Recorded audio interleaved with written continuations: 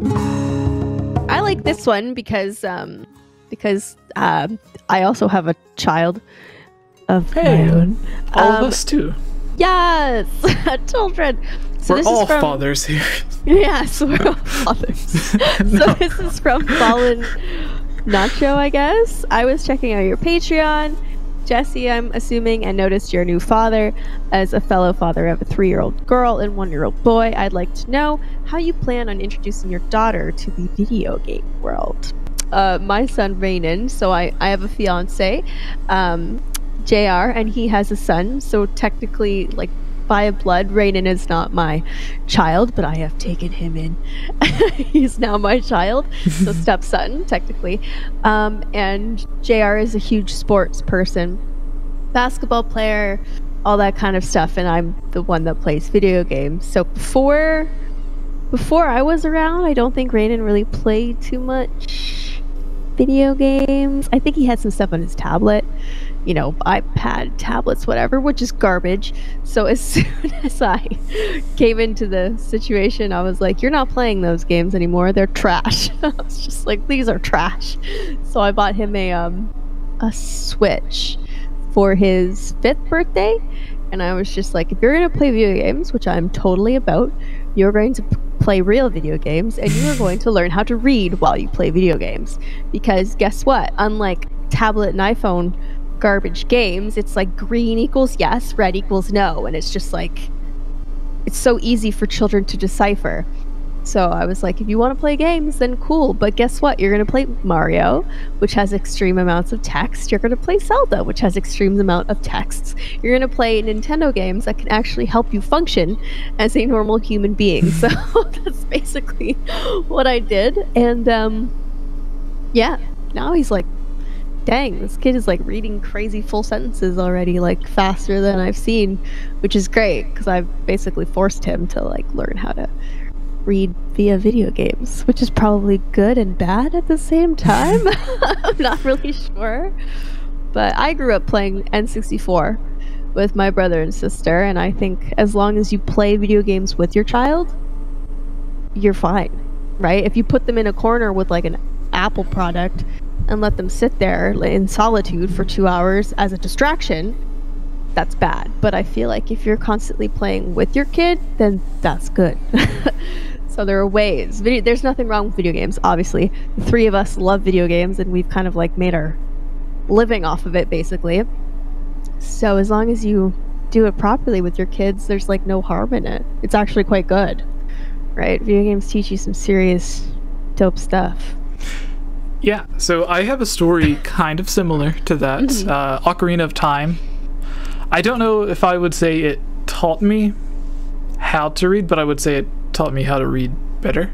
Well, because, I remember there was, like, when I first began playing the game, I was old enough to, like, know everything, but then there was, like, longer words that were in the game that I didn't really know existed. And then there were some shorter words that kind of like, so one example, it's actually an odd story because my teacher at the time when I was in 5th grade, we had to write a story that, like the whole class wrote a book and like drew pictures and stuff for it, and then everyone's book ended up getting published or whatever. And it was just like a class project that they had that was really cool. And in my book, I used the word vortex as like almost like a synonym for portal. And you know, something like you just go through and you like teleport somewhere else. Like when you were in the Lost Woods and like there are the portals that like take you to Goron City or Zora's River or whatever. There's also the one that takes you from Lake Hylia to Zora's Domain. But anyways, in the book, I had used the word vortex often, and my teacher tried telling me that it wasn't a word, that it did not exist, and that I could not make up words for the book. And then... Who was your teacher? Did they get fired? No. But Pick up a dictionary. Yeah, so I kind of like debated her, not debated her, but like I tried telling her like, yeah, it's a word, and she was like, well, where did it come from? And I said, yeah, like Ocarina of Time. There were the little tiny whirlpools in the, almost said Lakebed Temple. That's in Twilight Princess. In the Water Temple, there is the little whirlpools, and if you get sucked into them, it takes you back to the beginning of the room. And there's the one section where you have to like go through a bunch of them, like dodge them when you're wearing the iron boots. And they called those whirlpools vortexes, and it says like Navi tells you to avoid the vortexes. So I used that word, since like you get sucked in and teleported back to the beginning. I used that word for the portals in my story, and I got in trouble for it because Jesus. I was apparently making up my words, and that video games aren't like they're not educational or whatever, so not to use words that it was just a weird thing. But anyways, Daniel, do you have a story? I also taught my little brother. He was, I don't know if he was having trouble reading or he just hadn't like been taught well in school yet. I'm not really sure what grade he was in, but it was like kindergarten or first grade, so he was just starting out. But at first I'd let him play Ocarina of Time, and he didn't really know what the words were, but over time he ended up learning like what they meant and stuff like that. So it was really cool. But even without really knowing the words, he was able to like go through and beat the Deku Tree by himself after just like a couple of times of running through it, which is really cool. So yeah, Daniel, do you have any? Yeah, well, I mentioned it before stories when we kind of talked about this, but like the thing is, like, sort of as someone who's like very much a gamer, he's 6 as well. His interest sort of stemmed from osmosis, like just exposure to it piqued his interest. Kids will always want to do whatever their parents are doing, basically. You know. Yeah. So I mean, lately he just decided the other day, like typically he would go through and just kind of play because he'd see me playing or something, but he's been like, it's interesting seeing him kind of getting it more and more as the years go by. Like the first time we played a video game, we played like Donkey Kong Country Returns on the Wii co-op, and it just turned every level into a weird escort mission, but it's like super hard mode, but it was now, you know, then he played through, he actually beat Breath of the Wild on his own and Super Mario Odyssey on his own. And then the other day he decided he wanted to start playing through Twilight Princess from the beginning of the game. And it's cool. He's probably 8 hours into it. He just finished getting the second set of Tears of Light in the Elden Daniel, province. That game's rated T for teen. Oops. I'm letting my girl play a T-rated game apparently. Okay, but it's Nintendo. But whatever. Exactly. Whatever. there's no language. There's barely any violence. I mean, there's some mature themes because, you know, a lot of Zelda games are sad. They're emotionally draining, I feel. But those are all things that children need to like learn at a good age, like loss and sadness and all that kind of stuff. Yeah, like Ocarina of Time, the Deku Tree just like dies at the very beginning, and you're like, what? What? Majora's Mask. It's about the destruction of nature and what happens when like the world becomes out of balance, and it's terrifying. It's sad. And in Majora's Mask, which is a game rated E for everyone, you pull a person out of the water.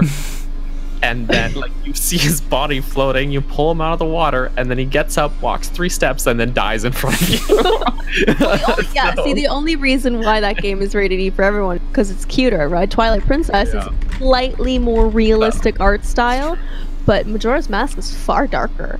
Oh, yeah. It's very interesting how that works. It is, but it's that perception of things, right? Like, just ERSRB probably just sees the game, and they're like, oh, okay, well... Well, it's just like this is a Nintendo. this is me ranting. It's just like women's bodies. You know, my shoulders are the devil. So is my cleavage. But you know, you can 100%. I chop off someone's limbs and it's totally fine. You know, it's just it's weird. But that must have been it. It got the T rating because of Thelma. Oh yeah, she is a bit sexual. And then Aonuma's fantasy wife. Yeah. There was the interview where Aonuma said like he wished he wished someone like that would scold him, something like that. I'm like Aonuma. This is getting pretty personal. But chopping the limbs off, that's like when you fight the stall childs in the field in Ocarina of Time, you literally chop their limbs off. Like if you just hit them once, like their arm will come off, and then you just have to like keep like tearing them apart. It's crazy. No, totally. But anyways, like that kid playing a T-rated game aside, I guess it's really neat seeing him just kind of like getting it more than, you know, just when he was like 3 and he just would basically just wander around and kill bokoblins or something. And obviously, you know, seeing him go and beat like Calamity Ganon and everything, and he got through that fine. So I mean, that's some scary stuff visually, at least. Not a difficult battle, but it's visually pretty intense. But you know, so people are probably going to be concerned now. Whatever. No, it's really cool, and you know, it's like kind of that proud papa moment, I guess. But it is fun. Like also, we we'll hunker down and play Mario Party together or something. And Mario Party's dope. It's a lot of fun. One of those games. I never really enjoyed playing growing up. I played by myself, and that was just never fun. But actually having a kid to sit down and play with it's a way better time, I gotta say. But it almost makes me wonder, like, part of me is like, okay, well, these games are kind of just they're available to him, and he shows varying levels of interest in all these different games. But if I start into a game, he'll be interested in it, right? But so like for a while I thought, like, how am I going to introduce him to these older Zelda games and stuff?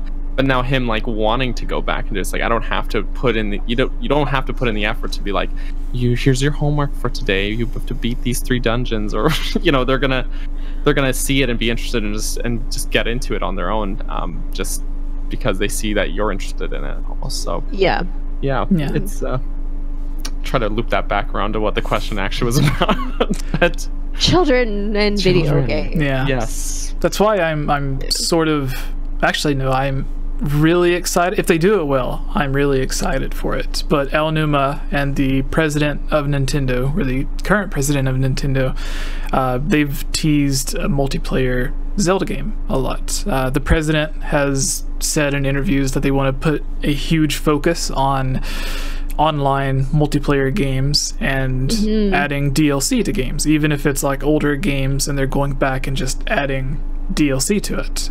They want to start doing that because they want to put a focus on like their online digital stuff. And then with him wanting to focus on online multiplayer games, I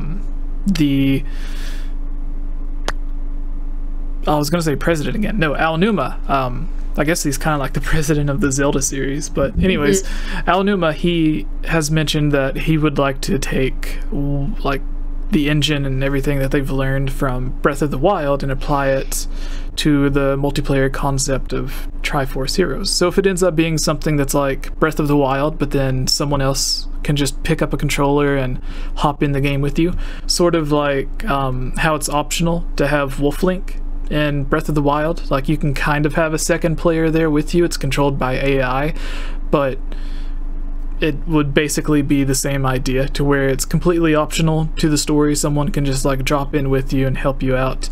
Sort of like we had Melon speedruns on 2 weeks ago or 3 weeks ago, who is he's creating he already created a multiplayer, like an online multiplayer version of Super Mario 64, and now he's working on an online multiplayer version of Ocarina of Time, to where we could all just load up Ocarina of Time together and then we could all play. And then like if I killed something in my world, it would die in Holly's or Daniel's, or we could both start hitting a boss together and it would die, and then we would see each other running around, like shoot arrows at each other, and like just Ocarina of Time but with 4 players. So if it's something like that, to where it isn't, well, you need 4 players to play the game, but you can just use yourself if like you want to carry around a dummy, like in Triforce Heroes or whatever. That's really boring. Tell Jesse I need sleep. Yeah, well, that was the final question, so we're basically getting there anyway. But yeah, like if I think that a multiplayer Zelda game like that would be a really great way to introduce to like if you have a younger son, daughter, sibling, or whatever, then it's like you can start up your file, and if they want to play with you, they can just pick up a controller, drop in, and whenever they're done, they can just leave and just like Wolf Link, like he'll just teleport out of the game or whatever.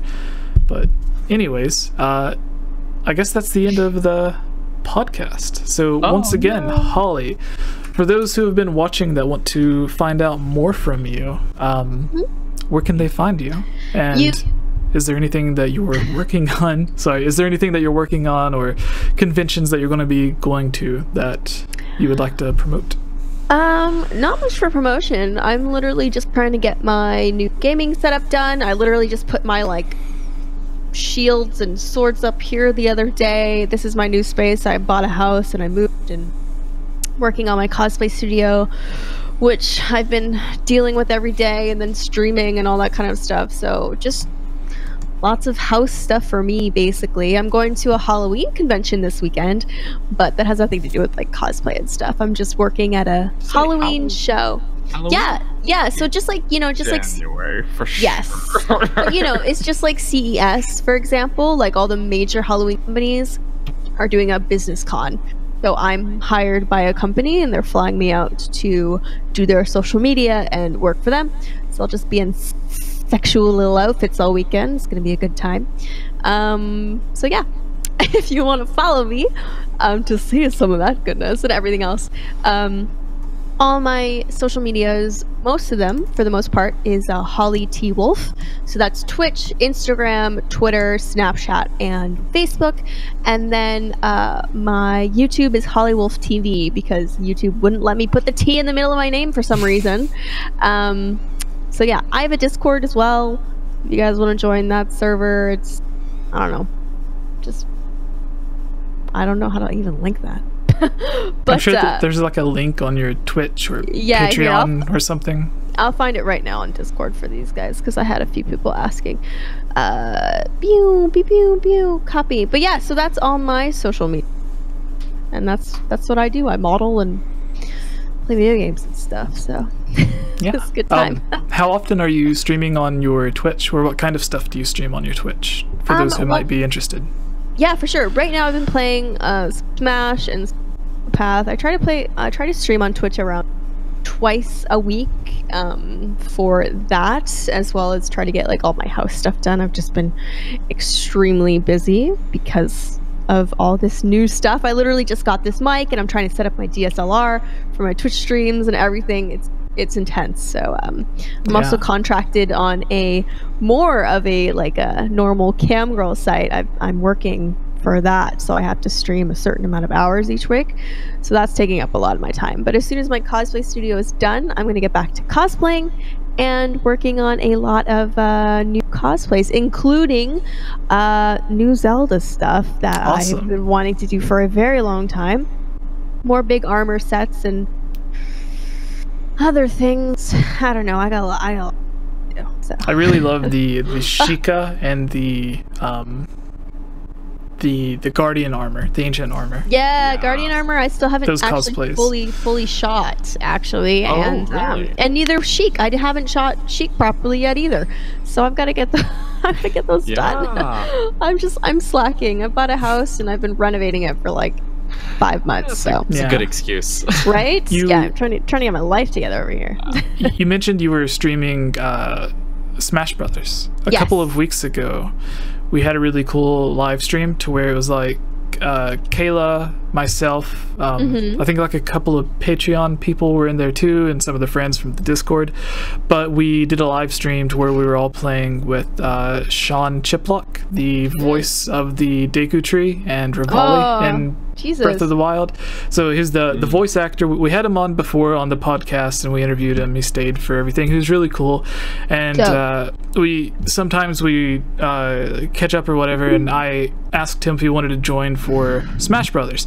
Did not know that he is an actual really good competitor player. So like literally the night before we did our live stream, he had went to whatever city he's in. He went to like a local competition that was being held, and he won.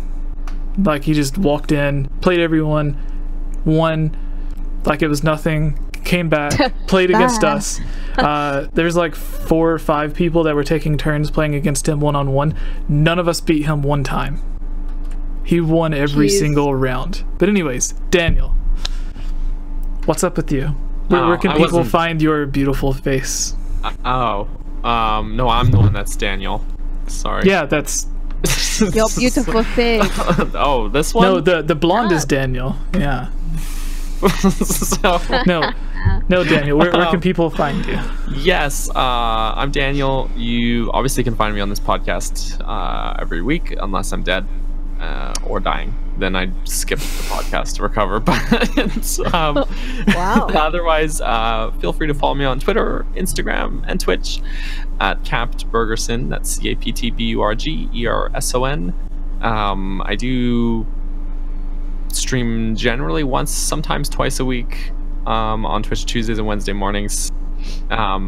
Just got some great hardware from Amazon that I had ordered online, so I can finally get my N64 actually like on original hardware hooked up and working to do some cool streams that people have been asking me for, and they're like, when are you gonna do it?